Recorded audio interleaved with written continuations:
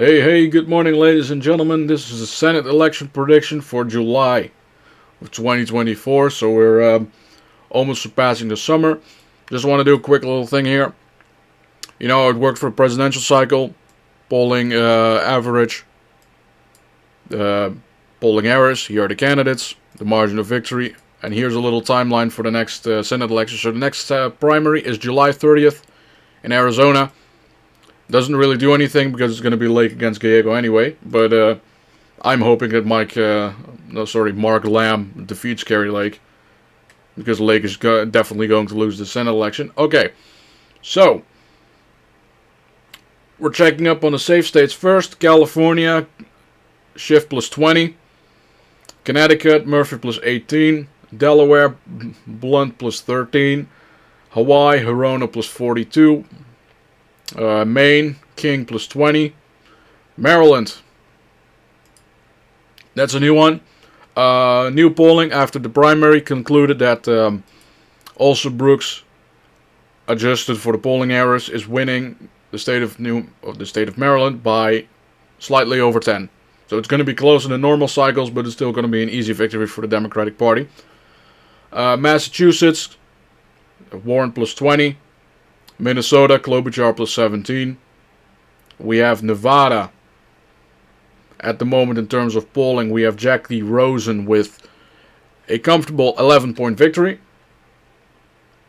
New Jersey, Andy Kim wins by 9, so that's a likely one. We have New York, Gillibrand plus 30. We have Rhode Island, where White House is winning by 30.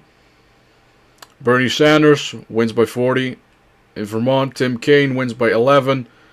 And Maria Cantwell wins by 12 in Washington State. So that's all the safe Democrat states. For the Republicans, we have Indiana going 12 points for Jim Banks. We have Roger Wicker winning by 18. We have Deb Fisher and Pete Ricketts winning by 20 in Nebraska. We have Kevin Kramer winning by 30. We have Mary Blackburn wins by 19. John Curtis wins by 22. West Virginia, James Justice wins by 23. And then we have John Barrasso by 40. So that's all the safe ones. Let's do everything else alphabetically, I suppose. Arizona, Ruben Gallegos leading by 5.6, so that is a likely margin. Next up, we have Florida. New polling has shown the race tightening a little bit. It's now Scott plus 4. Next up, we have Michigan, which is Slotkin plus 4. And then we have Hawley. Drops a little in polling. It's now Hawley plus 8. However, I think that's probably going to widen a little bit. I think most of the undecideds will go for Hawley in the end. Montana. At the moment, we have Tester plus 3. But that's easy to overcome. Next up, we already had Jersey. New Mexico. Heinrich is slowly starting to fall in the polling. I still have him at plus 7. However, there was new polling done by the Republican Party that showed it even tightening. So that what you see in the polling in New Jersey is also happening in New Mexico. Which means that it's going to be a pretty close one. At least what the data is showing today. Next up, we have Ohio. Brown plus 2. Definitely this is going to be one of the closest Senate elections this cycle. Pennsylvania, Casey plus 5.7. We have Cruz winning by 7.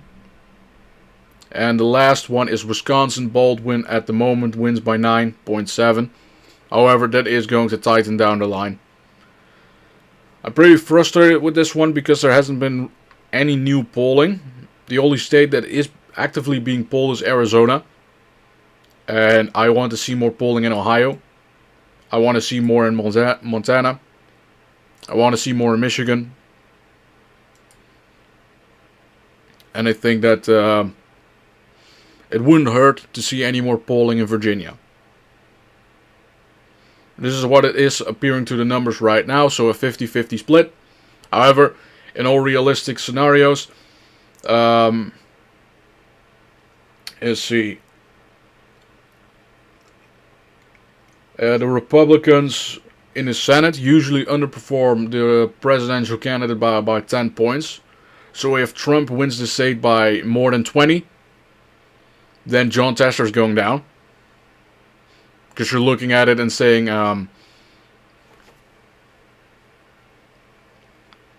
well, if Biden gets 40% of the vote, Tester outperforms Biden by about 8 to 9 points. So then he gets 49.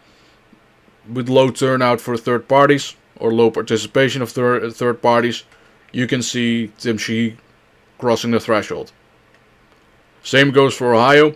I don't see Sherrod Brown overperforming Joe Biden when Joe Biden would barely get 40% of the vote. And Trump would be at the high 50s. So I don't see Sherrod Brown hanging on for that. So this is what the data sheet says. But my intuition says Ohio goes about 4 points for Moreno. And I think Tester is very narrowly losing. So my intuition says 52 to 48. But the data that I have right now says 50-50. Take it what you will. So that's the Senate election. I'm going to do the governor's one next, and then I'm going to do the House, but the House is not really important at the moment, because we don't really get any polling except for the popular vote, in which case Republicans are leading by about 1 to 1.5. In which particular case, it would ensue that the House of Representatives does go to the Republican Party, albeit I don't see them broadening the margin that they have right now, albeit maybe 1 or 2 seats, depending on which districts go where. So, thank you kindly for watching. See you next time. Cheers.